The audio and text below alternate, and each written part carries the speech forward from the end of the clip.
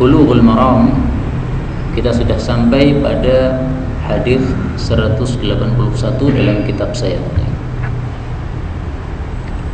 membahas tentang masalah azan. Faqala al-muallif rahimahullahu ta'ala wa nafa'ana bihi wa bi'ulumihi fid dharain amin. Wa an Anas bin Malik radhiyallahu anhu qala umira, telah diperintahkan Bilalun, Sayyidina Bilal, ayyashfa'al adhan, untuk menggenapkan kalimat adhan, wa ayyutira, dan supaya dia mengganjilkan al-iqamata, kalimat iqamah, illa al-iqamah, kecuali kalimat iqamah. Nah, kata-kata al-iqamah yang kedua ini ditafsiri oleh rawi, yakni maksudnya qaulahu, perkataan qad qamatis shalah, maka ini tidak diganjilkan tetapi tetap digenapkan, yaitu diucapkan 2 kali. Hadis ini muttafaqun alaih. Walam yadhkur Muslim, Imam Muslim tidak menyebutkan al-istisna, pengecualian. Yang dimaksud pengecualian adalah kata-kata ini, illal iqamah. Nah, kata-kata ini tidak ada dalam riwayat Imam Muslim. Walin Nasa'i, dalam riwayat Imam Nasa'i, amaran Nabiyyu sallallahu alaihi wasallam, Nabi memerintahkan kepada Bilalan, ya. Jadi kalau riwayat Bukhari Muslim itu umira Bilalun, Bilal diperintah. Siapa yang memerintah tidak disebutkan. Tapi kalau riwayat Nasa'i, amaran Nabi, Nabi memerintahkan. Hadis ini menunjukkan bahwasanya perbedaan antara adzan dengan iqamah adalah kalau adzan itu lafalnya yashfa', digenapkan 2 kali, 2 kali, atau 4 kali, 4 kali, ya. Adapun qamat maka adalah yutir, diganjilkan 1 kali, 1 kali, ya. Kemudian perbedaan antara adzan dengan qamat juga yang disebutkan di dalam hadis yang lain, meskipun secara sanad adalah dhaif, tetapi secara makna adalah sahih. Ya Bilal, wahai Bilal, idza adzanta, kalau engkau adzan, fatarassal fi adzanika, maka pelan-pelanlah dalam adzanmu. Jadi 1 kalimat berhenti, 1 kalimat berhenti, jangan cepat-cepat. Kenapa? Karena tujuannya memanggil orang banyak dari jauh-jauh. Wa idza aqamta, tapi kalau kamu qamat, fahdir, maka percepatlah, sehingga antara 1 kalimat dengan kalimat berikutnya ini tidak terlalu jedanya tidak terlalu lama.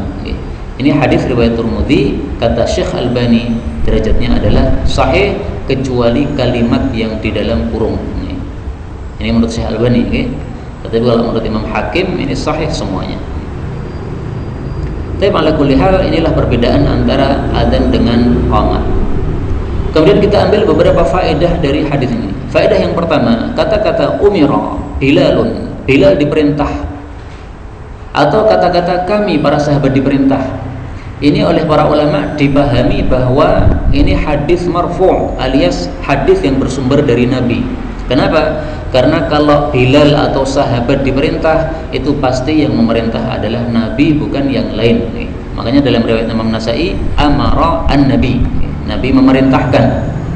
Maka kalau ada sahabat mengatakan umirna, kami diperintahkan, nuhina, kami dilarang, itu dijadikan dalil boleh, karena perkataan para sahabat kami diperintah, itu maksudnya diperintah oleh Nabi.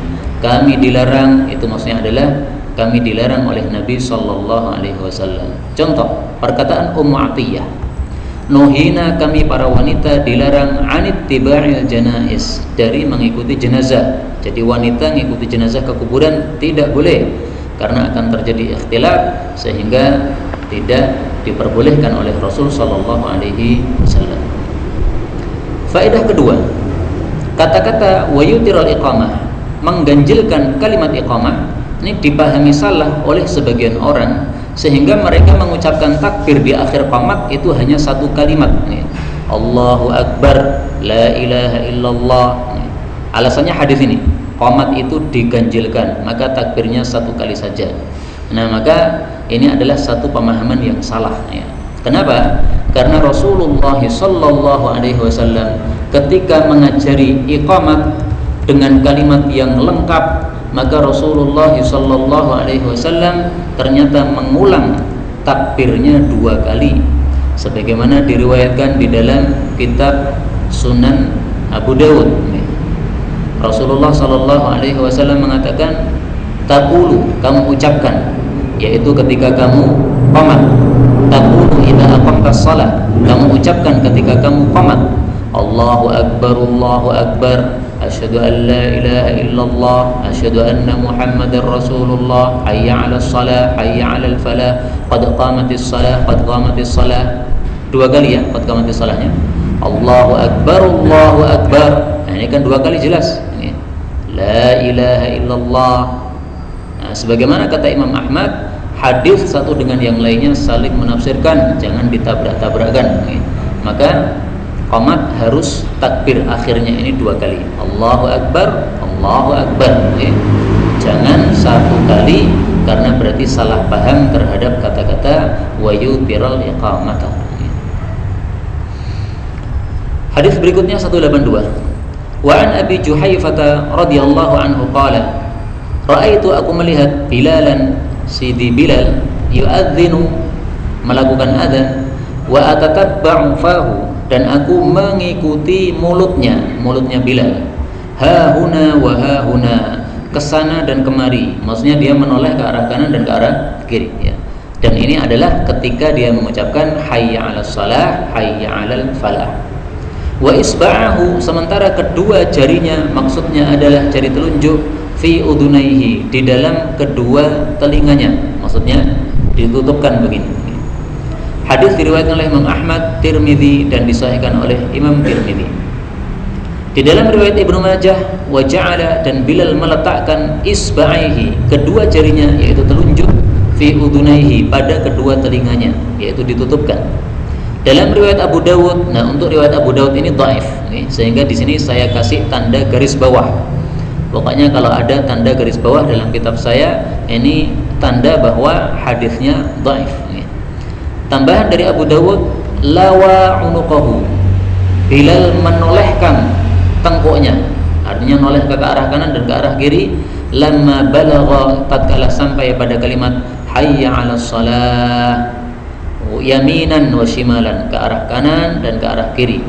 Jadi hayya 'alas shalah pertama kanan, hayya 'alas shalah kedua kiri, hayya 'alal falah pertama kanan, hayya 'alal falah kedua kiri.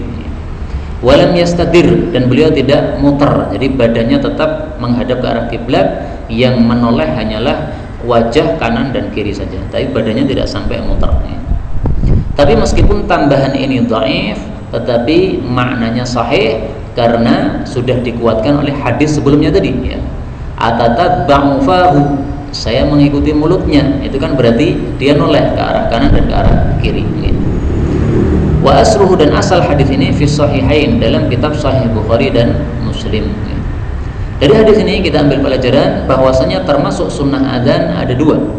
Yang pertama adalah menoleh ke arah kanan dan ke arah kiri ketika mengucapkan hayya 'alas shalah, hayya 'alal falah. Tujuannya jelas, supaya suara ini lebih sampai kepada orang-orang yang jauh. Kalau kita adzan menghadap ke arah kiblat, maka suara ini hanya sampai ke arah kiblat saja. Sementara ke arah kanan, ke arah kiri, apalagi yang di belakangnya tidak akan mendengar. Nah, makanya disunahkan untuk ke arah kanan, ke arah kiri. Nah sekarang sudah ada mic. Kalau kita menoleh ke arah kanan, ke arah kiri, ini malah suara kita tidak masuk mic. Karena itu tidak benar untuk mempraktekkan hadis ini. Mic dalam kondisi berhenti, kemudian kita noleh kanan, noleh kiri, nggak benar. Yang benar adalah kalau mau dipraktekkan, mic-nya kita pegang.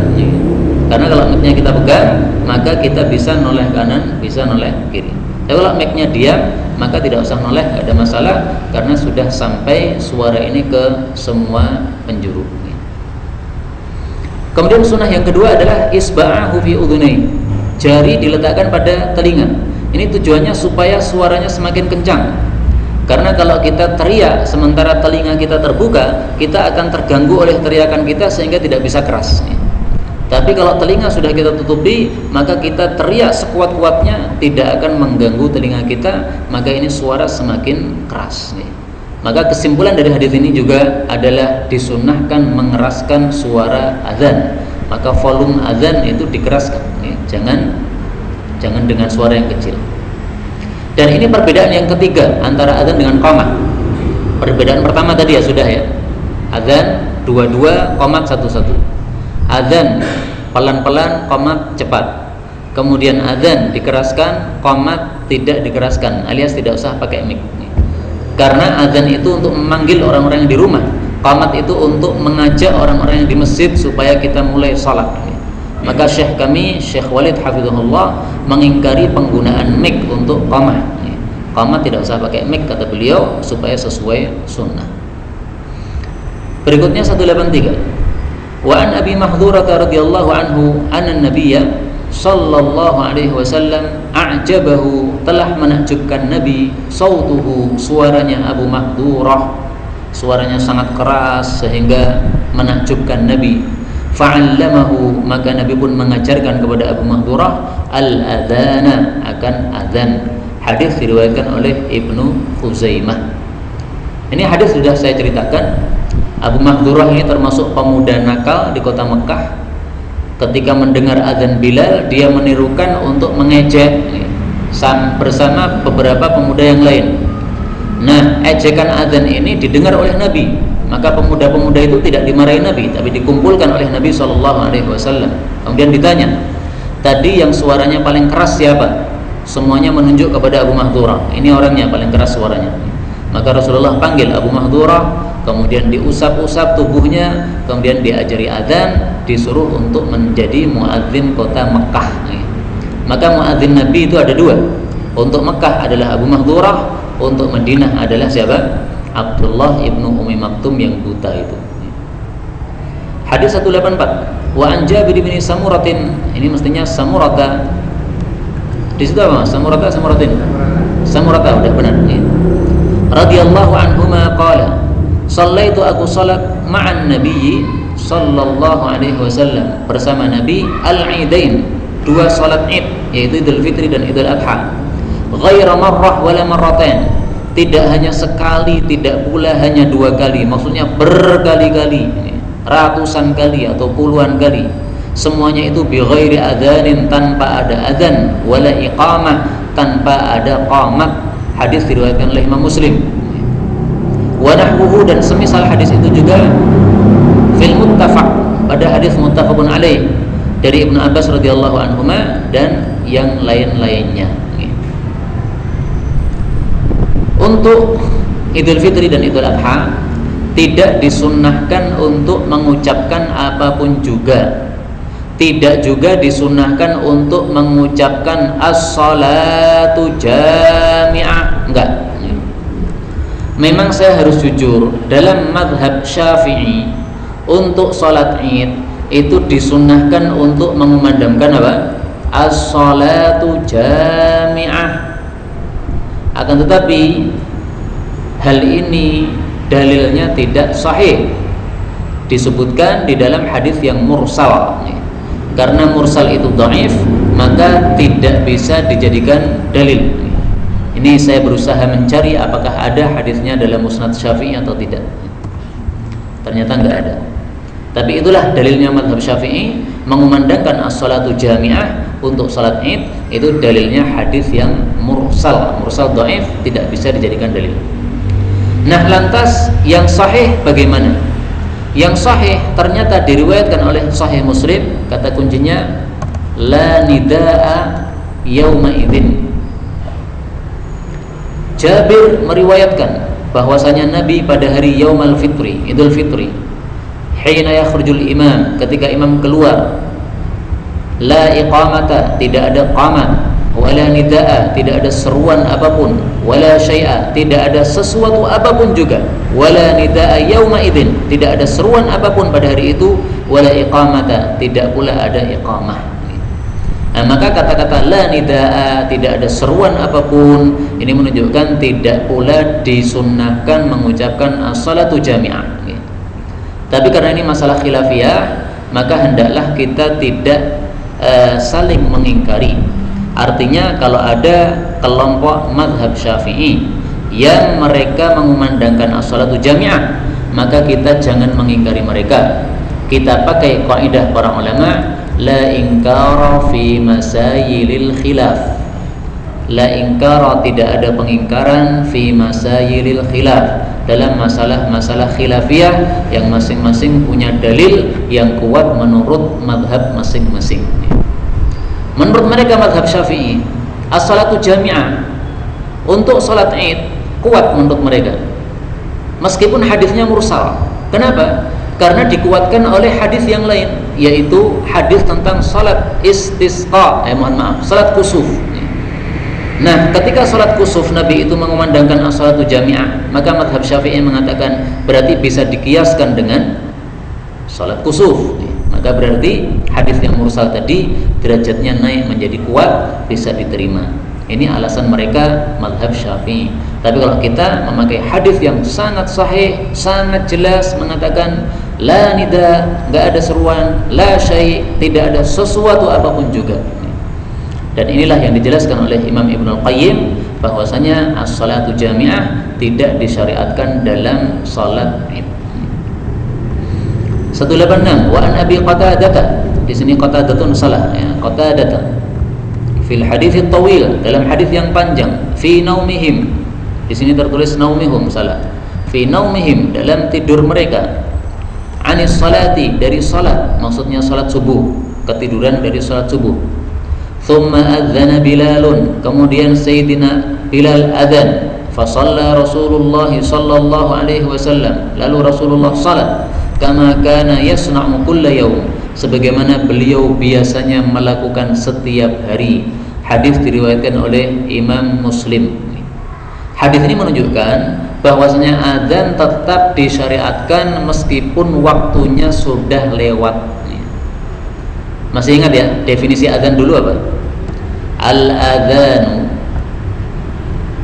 ibadatun qauliyatun inda dukhuli waqti sholati. Ada satu ibadah qauliyah, ibadah perkataan dengan lafal-lafal yang khusus yang dikumandangkan ketika masuknya waktu salat. Itu definisi adzan. Nah, muncul pertanyaan, sekarang ini ada orang-orang ketiduran dari waktu salat subuh, kemudian ketika matahari sudah terbit, sudah panas, mereka baru bangun, apakah disyariatkan adzan? Jawabnya adalah tetap disyariatkan adzan. Kenapa? Di sini thumma adzana Bilal. Kemudian setelah bangun matahari sudah terbit, Bilal tetaplah adzan. Karena itulah para ulama sebagian membikin definisi adzan tidak seperti ini, tapi diganti ibadatun qauliyatun inda huduris shalah. Satu ibadah yang diucapkan, ibadah perkataan dengan lafal-lafal khusus yang dikumandangkan ketika hadirnya ibadah salat.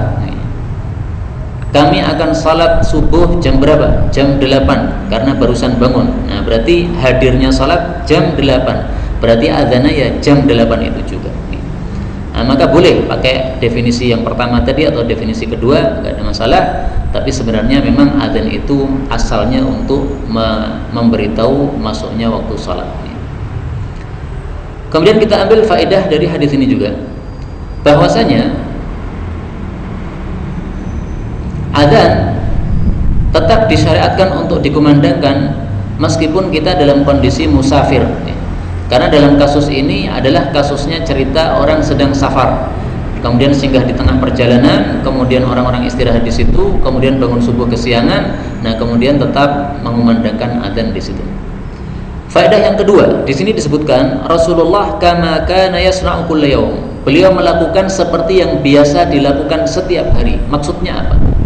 Maksudnya beliau tetap melakukan sholat sunnah sebelum subuh, kemudian beliau tetap mengumandangkan adzan, kemudian tetap mengumandangkan iqamah, kemudian sholat subuh seperti biasanya agak lama, sama, tidak diubah. Karena itu sholat sunnah qabliyah subuh tidak lenyap meskipun kita bangunnya kesiangan sampai jam 9. Terlalu lelah, dari jam 3 tidur, sudah di setel alarm jam 4 supaya bangun, ternyata nggak ada satupun yang bangun sampai jam 9. Nah, jam 9 bangun, tetap sholat sunnah apa? Qabliyah subuh. Ini menunjukkan apa? Pentingnya sholat sunnah qabliyah subuh. Sampai-sampai dijaga betul-betul oleh Rasul sallallahu alaihi wasallam. Beliau tidak mau meninggalkan meskipun salat subuhnya sudah sangat-sangat kesiangan. Itulah yang dikatakan oleh Siti Aisyah radhiyallahu anha. Dia mengatakan lam yakunin Nabi sallallahu alaihi wasallam, tidaklah Nabi sallallahu alaihi wasallam ala syai'in minan nawafil, terhadap salat sunnah, asyadda minhu ta'ahudan, yang lebih dahsyat di dalam menjaganya, ala raka'atil fajr, daripada menjaga salat sunnah qabliyah subuh. Karena itu kalau kita ketiduran kemudian sudah mendengar qomat, kita langsung datang ke masjid supaya tidak telat, nggak apa-apa. Nanti qobliyah subuhnya diganti setelah salat subuh. Jadi setelah salat subuh, salam kan, orang-orang pada wirid, nah kita bangkit lagi, nggak apa-apa. Kita ikut salam, setelah salam kita bangkit lagi. Ada seorang sahabat Nabi sallallahu alaihi wasallam, yusalli ba'da raka'atain, salat lagi setelah 2 rakaat subuh salam. Maka ditegur oleh Rasul sallallahu alaihi wasallam, salatus subhi raka'atan, salat subuh itu kan hanya 2 rakaat, jangan ditambah. Maka orang ini mengatakan, inni lam akun sallaitu raka'ataini allataini qablahuma, saya tadi belum sempat salat sebelum subuh, fa sallaituhumal an, maka saya menggantinya sekarang. Fasakata, maka Rasulullah diam alias ridho. Hadis ini diriwayatkan oleh Abu Dawud, derajatnya sahih. Nah, itu dalam rangka menjaga 2 rakaat salat sunnah sebelum subuh. Hadis 187, walahu, dan diriwayatkan oleh Imam Muslim an Jabir, dari Jabir. Jabir kalau tidak disebutkan siapa berarti Jabir bin Abdullah. Anan Nabiyya sallallahu alaihi wasallam atal Muzdalifah, datang ke Muzdalifah. Berarti pas waktu haji ya. Fasalla biha, lalu salat di Muzdalifah, al-maghrib wal isya, maghrib dan isya, bi adzanin wahid, dengan 1 kali adzan, wa iqamataini, 2 kali iqamah. Dalam riwayat Imam Muslim dari Ibnu Umar, jama'a, Rasul menjama' bainal maghrib wal isya, antara maghrib dengan isya, bi iqamatin wahidah, dengan 1 qomat. Maksudnya 1 qomat gimana? Zada Abu Dawud menambahkan likulli shalah, untuk masing-masing sholat 1 qomat, berarti qomatnya 2 kali. Berarti hadis ini tidak bertentangan dengan hadis sebelumnya yang mengatakan iqamatain, 2 qomat. Nah, kemudian hadis terakhir ini yang dhaif, maka saya kasih tanda garis bawah. Tambahannya apa? Wa fi riwayatin lahu, dalam riwayat Abu Dawud tapi dhaif. Walam yunadi, beliau tidak kumandangkan azan fi wahidatin minhuma, pada 1 pun dari keduanya. Nah, ini yang dhaif ya. Yang benar apa? Ada azan tetapi hanya pada salat yang pertama. Maka tadi disebutkan bi adzanin wahid, 1 kali azan. Jadi Masya Allah, kalau kita belajar Bulughul Maram ini enak sekali. Semua riwayat yang berkaitan dikumpulkan dalam 1 kalimat, enak ya. Yang sahih dimunculkan pertama, ini adzannya 1 kali, qomatnya 2 kali. Ini karena sahih, munculkan pertama. Nah, kemudian ada kalimat mengatakan qomatnya 1 kali. Nah, ini kan kita nggak paham kan, qomatnya 1 kali gimana ini? Nah, maka dipahamkan dengan riwayat kedua, yaitu qomatnya 1 kali untuk masing-masing sholat. Nah, udah paham kita, selesai masalah. Kemudian ada hadis yang dhaif, maka ditampilkan juga supaya kita tidak terkecoh. Bahwasanya Nabi tidak kumandangkan adzan. Nah, ini dhaif. Yang benar adalah yang pertama tadi, adzannya 1 kali, qomatnya 2 kali. Hadis ini menunjukkan kalau kita menjamak 2 salat, zuhur dengan asar, maghrib dengan isya, maka adzannya hanya 1 kali di awal saja, adapun qomatnya adalah 2 kali. Kemudian dari sini juga kita ambil pelajaran bahwasanya orang yang haji, kalau dia wukuf di Arafah, itu maghrib dan isyanya jangan di Arafah, tapi di Muzdalifah. Kita wukuf di Arafah dari ba'da zuhur sampai dengan maghrib. Begitu sudah tenggelam matahari, jangan salat maghrib di Arafah. Kita lanjutkan perjalanan menuju Muzdalifah. Nah, sampai Muzdalifah barulah di sana al-maghrib wal isya, salat maghrib dan isya. Ada yang mengatakan, wah, kalau harus maghrib isyanya di Muzdalifah, ini sampai sana sudah jam 3 malam. Jawabnya nggak ada masalah. Karena jam 3 malam itu masih belum subuh, berarti masih bisa untuk salat maghrib dan isya, namanya jamak takhir, tidak ada masalah ya. Karena rombongan haji terlalu banyak sehingga dari Arafah menuju Muzdalifah ini sangat lama, macet dan sebagainya. Mungkin sampai sana itu sudah menjelang subuh, tidak ada masalah. Dan di masa Nabi pun juga seperti itu juga ya. Rasulullah setelah salat maghrib dan isya kemudian istirahat sebentar, lalu datang waktu subuh ya. Maka ini kira-kira Nabi juga sampai Muzdalifah itu sudah hampir subuh, karena zaman dulu memakai onta dan orangnya sangat banyak sehingga memerlukan kepada waktu yang panjang. Hadis 189 dan 190 ini dua hadis dalam satu hadis. Kenapa dikasih dua nomor? Karena perawinya dua sahabat Nabi, An bin Umar wa Aisyah. Nah, dua sahabat Nabi seolah-olah dua hadis, maka dikasih dua nomor. Qala, keduanya mengatakan qala Rasulullah sallallahu alaihi wasallam, inna Bilalan, sesungguhnya Bilal, yu'adzin bilail, adzannya di malam hari sebelum subuh. Fakulu washrabu, maka silahkan makan, silahkan minum, maksudnya sahur. Hatta yunadi ibnu Ummi Maktum, sampai mengumandangkan adzan Ibnu Ummi Maktum, yaitu Abdullah atau Amr, diperselisihkan namanya, ada yang mengatakan Abdullah, ada yang mengatakan Amr Ibnu Ummi Maktum. Karena dia wa kana rajulan a'ma, dia seorang laki-laki yang buta, la yunadi, tidak mengumandangkan adzan subuh, hatta yuqalalah, sampai diberitahukan kepada dia, asbahta, kamu sudah masuk subuh, asbahta, kamu sudah masuk subuh. Hadis muttafaqun alaih. Hadis ini menunjukkan beberapa masalah. Masalah yang pertama, yu'adzin bilail, disunahkan adzan malam. Masjid ini ada adzan malamnya mana, Mas? Masjid ini enggak ada. Kenapa? Nah, itu adzan malam ya. Menghidupkan sunnah Nabi SAW, yu'adzin bilail. Dan saya kira kalau adzan malam di Solo ini enggak bermasalah.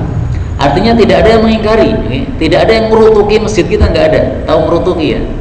Balangi, melempari pakai kerikil itu, enggak ada ya. Karena adzan malam di Solo ini sudah hampir semuanya paham. Dulu ketika saya masih kecil, yang adzan malam di Solo ini hanya satu masjid saja, masjidnya mbah saya ya.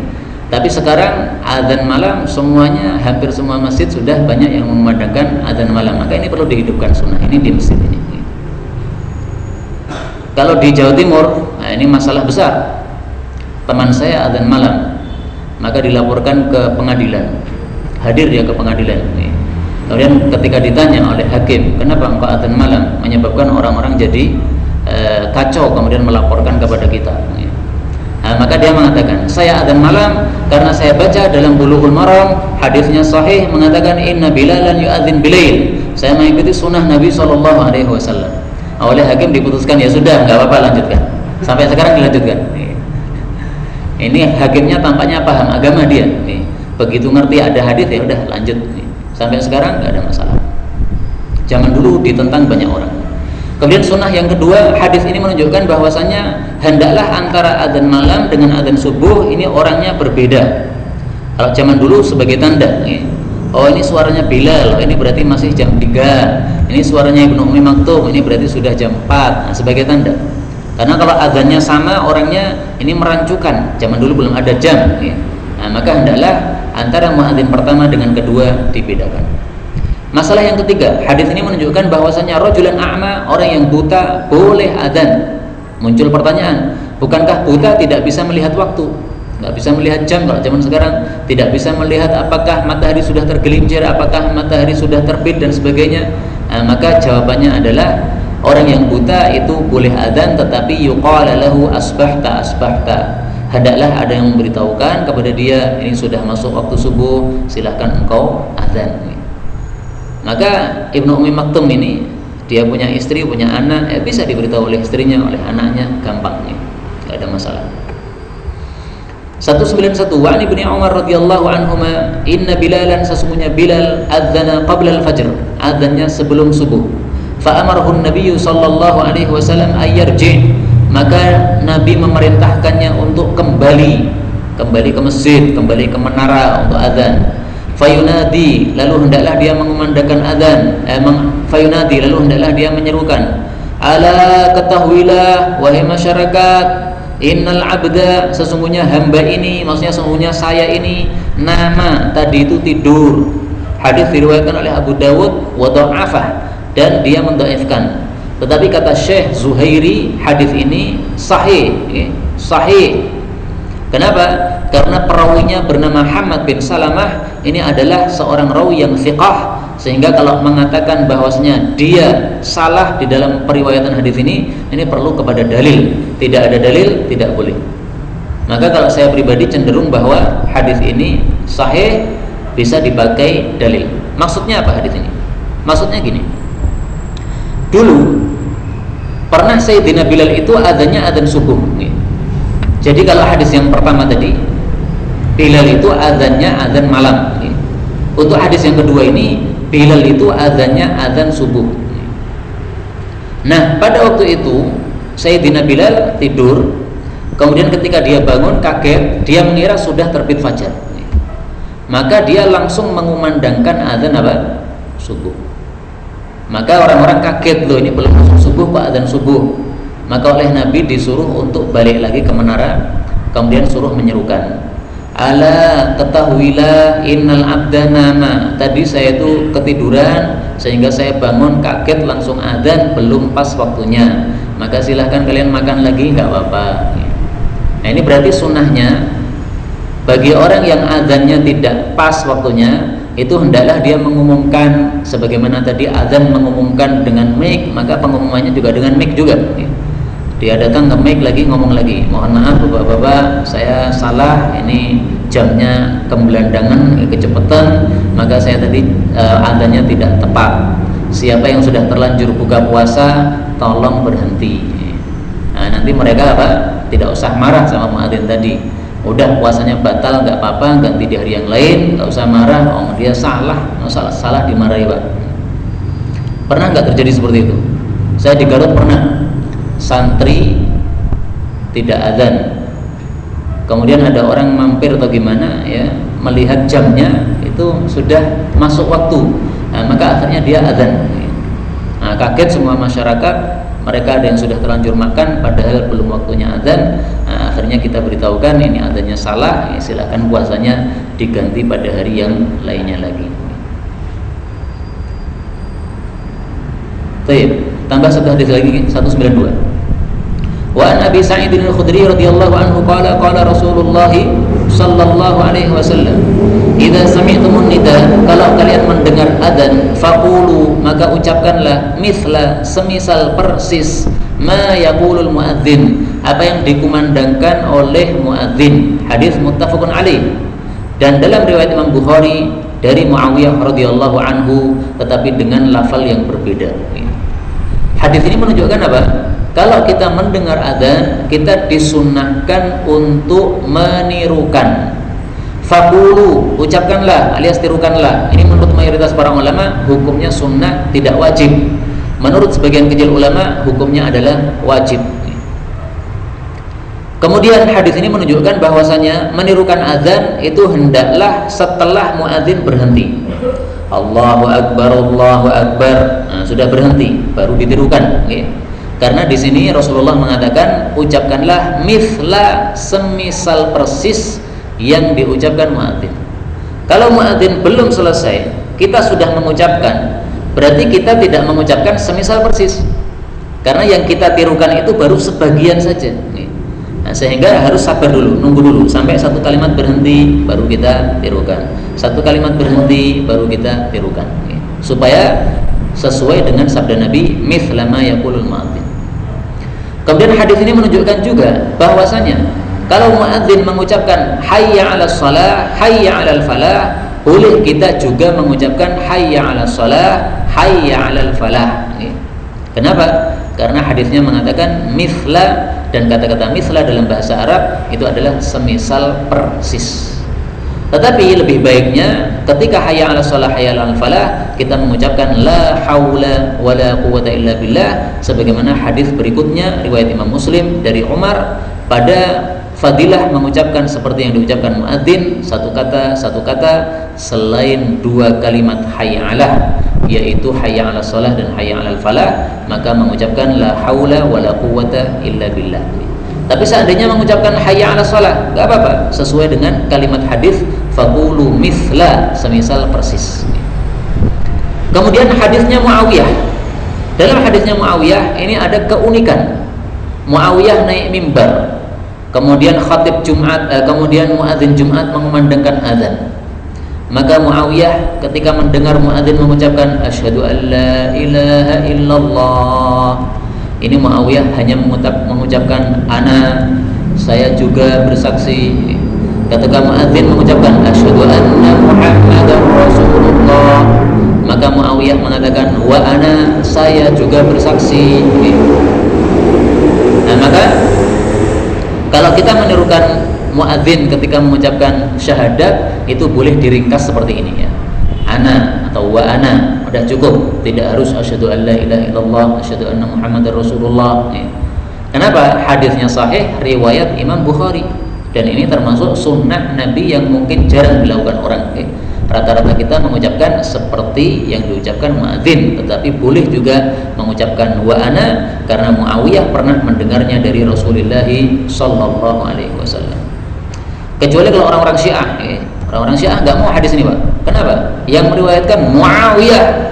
Muawiyah ini musuh, tidak dianggap sebagai sahabat Nabi sallallahu alaihi wasallam. Mereka tidak suka kepada Muawiyah. Kenapa? Perang sama Sayyidina Ali.